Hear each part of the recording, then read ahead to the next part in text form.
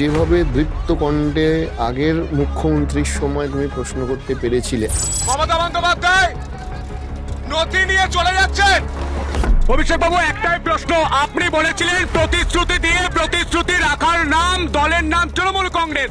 আপনি 1 বছর আগে এসএলএসটি চাকরি প্রার্থীদের প্রতিশ্রুতি দিয়েছিলেন, আজও তারা রাস্তায়। যদি সময় আসে তুমি কি ওই এন্থু নিয়ে প্রশ্ন করার পরিবেশ বিজেপিতে আছে? আর হ্যাঁ, অবশ্যই আছে।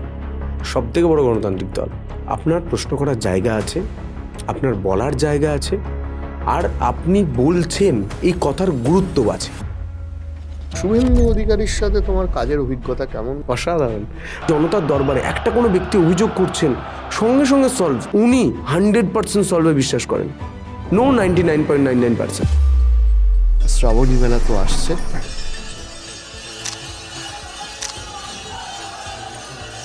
কি কি অ্যাডমিনিস্ট্রেটিভ পদক্ষেপ তোমরা নিতে চলেছো আরো সুষ্ঠুভাবে আয়োজন করার জন্য? আমি 23 তারিখ পর্যন্ত খুব চাপে ছিলাম শ্রাবণী মেলাটা নিয়ে, খুব ভয়েও ছিলাম যে আমি কতটা নামাতে পারবো।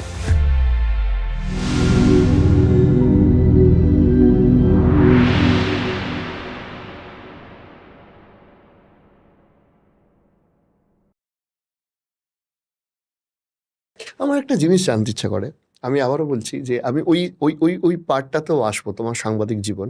কারণ মানে আমরা চিনেছি তোমাকে সাংবাদিক হিসাবে, পরে অবশ্যই আজকের ডেটের বিধায়ক।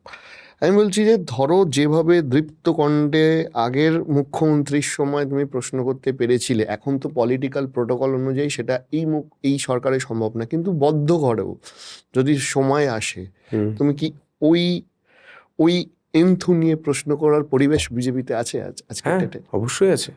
সব থেকে বড় গণতান্ত্রিক দল। এখানে যখন মুখ্যমন্ত্রী নির্বাচিত হচ্ছেন, মানে আমাদের ভোট থেকে, সাধারণ মানুষের ভোটে তো বিধায়ক উনি এসেছেন, কিন্তু মুখ্যমন্ত্রী নির্বাচন আমাদের এই রাজনৈতিক দলই আছে, অন্য কোনো রাজনৈতিক দলে কিন্তু নেই। ঠিক করে নিয়ে চাপিয়ে দেওয়া হয়, কিন্তু এখানে সর্বসমক্ষে সমস্ত বিধায়কের সামনে বলা হয়েছে আপনার মুখ্যমন্ত্রী হিসেবে কাকে চান, ভোট দিন। এটা কি বিশ্ব বাংলাতেই যেদিনকে কনভেকশন হয়েছে? হ্যাঁ। আচ্ছা, গণতান্ত্রিক দল, আপনার প্রশ্ন করার জায়গা আছে, আপনার বলার জায়গা আছে, আর আপনি বলছেন এই কথার গুরুত্ব আছে। ওকে, গুরুত্ব আছে। অনেক কিছু হয়, আমরা বলি সেটা ঠিক হয় এবং খুব দ্রুত গতিতে হয়, কথা সবাই শুনবে, এটাই প্রোটোকল, এটাই নিয়ম, এটাই বিজেপির সৌন্দর্যায়ন, এটাই বিজেপির মানে কিউটনেস বলা যায়, খুব ভালো জায়গা বলা যায়। এই বর্তমানে এই স্বল্প সময় তোমার মানে তারকেশ্বরের মুখ্যমন্ত্রীও এসেছিলেন, শুভেন্দু অধিকারীর সাথে তোমার কাজের অভিজ্ঞতা কেমন, বা যতবার দেখা হয়েছে? অসাধারণ। প্রথম আমি নির্বাচিত হয়ে, আমি ওই দিন, যেই দিনই কথা বলছি, কনভেনশন সেন্টারে আমরা গেছি, সবার সামনে আমাকে জড়িয়ে ধরে পিঠে থাপ্পড় মেরে আমায় বলেছে যে ছেলেটাকে আমি খুব বকেছি, খুব বকতাম, কারণ আমি খুব সাংবাদিক জীবনে খুব ডেসপারেট ছিলাম যে আমার বাইট চাই মানে চাই। আমি কনভয় থামিয়েও বাইট করিয়েছি তৎকালীন বিরোধী দল নেতার। আচ্ছা, Z+ ক্যাটাগরি সিআরপিএফ, আমি কনভয় থামিয়েও বাইট করিয়েছি। তো সেই সময় চিৎকার করেছেন। আমি ফলো যখন করি, তো আমার গাড়িটা, আমি যে গাড়িটা ফলো করি, সেই গাড়িটা এনিহাউ ড্রাইভারকে আমি মোটিভ করে রিস্ক নিয়ে হলো গাড়িটা আমার সমস্ত গাড়ির থেকে আগে থাকে, মানে কনভয় শেষ, ফার্স্ট গাড়ি আমার। তো উনি মাঝে মাঝে চিৎকার করেছেন, এইভাবে যাতায়াত করলে তোমার ক্ষতি হয়ে যাবে। তো সবার সামনে বলে কত বকেছে একে, আজ বিধায়ক হয়ে গেছে। মানে সত্যি খুব, আমরা এমন একটা মানুষকে পেয়েছি যিনি ভালো সংগঠক, যিনি ভালো প্রশাসনটা বোঝেন, যিনি ভালো মানবিক, কারোর কিছু হলে হেলথ, বিশেষ করে বিরোধী দলনেতা থাকাকালীন এত মানুষকে বেসরকারি জায়গায় নিজের উদ্যোগে যতটা পেরেছেন কাজ করেছেন। মানে ওনাকে কুর্নিশ জানালো কম, সব কিছু গ্রাউন্ড একদম মাটি থেকে, যেটা আমরা বলি শীর্ষে, শূন্য থেকে শীর্ষে, উনি মাটিটা বোঝেন, কানেকশনটা আছেন। একটা কোনো ব্যক্তি, এই যে জনতার দরবারে একটা কোনো ব্যক্তি অভিযোগ করছেন, সঙ্গে সঙ্গে সলভ। আমরা করার চেষ্টা করছি, আমরা তো বিভিন্ন জায়গায় করে উঠতে পারছি না, এই করছি, কিন্তু উনি 100% সলভে বিশ্বাস করেন, নো 99.99%, 100% মানে 100%। বারবার বৈঠকেও বলেছেন, এবং বিরোধী দলনেতা থাকাকালীন আমি প্রেস কনফারেন্সের আগে পরে তো কথা বলতাম, মানে মনটা খুব ভালো, অসাধারণ।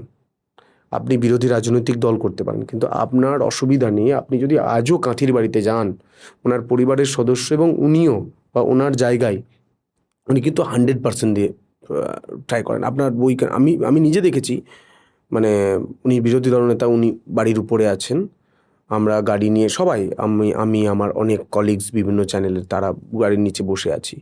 কোন নেতা এত ব্যস্ততার মধ্যেও খেয়াল রাখবে প্রত্যেকে খেয়ে এসেছে কিনা?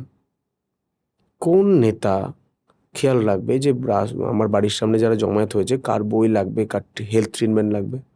কে খেয়াল রাখতে পারবে? পারবেন? কিন্তু ওনার সেই সিস্টেমটা বানানো আছে, প্রত্যেকে খেয়াল রাখেন। খেয়ে এসেছেন, কি খাবেন, চলুন খেয়ে যাবেন। মানুষ এটুকুই চায়, মানুষের চাহিদা এটুকুই, ভালোবাসা ভালোবাসা ভালোবাসা, বন্ধুত্ব বন্ধুত্ব বন্ধুত্ব।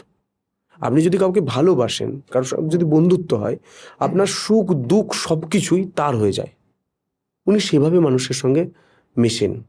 উনি দেখবেন এমন একজন সিএম আমরা পেয়েছি, আগে সিএমকেও দেখতাম, সহযোদ্ধা যারা, তারা কাজ পর্যন্ত রিচ করে এলো। এই আন্তরিকতা, দূর থেকে দেখবেন ক্যামেরা আপনার প্যান করে যখন ঘুরিয়ে রাখেন, আন্তরিকতা দেখবেন, গায়ে হাত দিয়ে, জড়িয়ে ধরে, হ্যাঁ, মাথায় হাত দিয়ে এইভাবে কথা বলে। আমার সঙ্গে যতবার দেখা হয়, হেই কেমন আছিস, কী প্রবলেম, কী হচ্ছে, এটার কী প্রবলেম। আমাকে বিধানসভা তো 2-3 বার ডেকে, আমরা শ্রাবণী মেলা নিয়ে একটা বড় আমাদের কর্মযজ্ঞ চলছে, তো ওই বিষয় নিয়ে খোঁজ নেওয়া, গাইডেন্স দেওয়া, এটা এইভাবে কর, এটা ভালো হবে। তো এটা আমি মনে করি এক্সেলেন্ট, এটা হওয়া উচিত। প্রত্যেকটা চেয়ারে যারা বসছেন তাদের এই ফরম্যাটই হওয়া উচিত। আমি ফাইনালি আসি, সেটা হচ্ছে যে শ্রাবণী মেলা তো আসছে, কি কি অ্যাডমিনিস্ট্রেটিভ পদক্ষেপ তোমরা নিতে চলেছো আরও সুষ্ঠুভাবে আয়োজন করার জন্য? আমি 23 তারিখ পর্যন্ত খুব চাপে ছিলাম শ্রাবণী মেলাটা নিয়ে, খুব ভয়েও ছিলাম যে আমি কতটা নামাতে পারবো।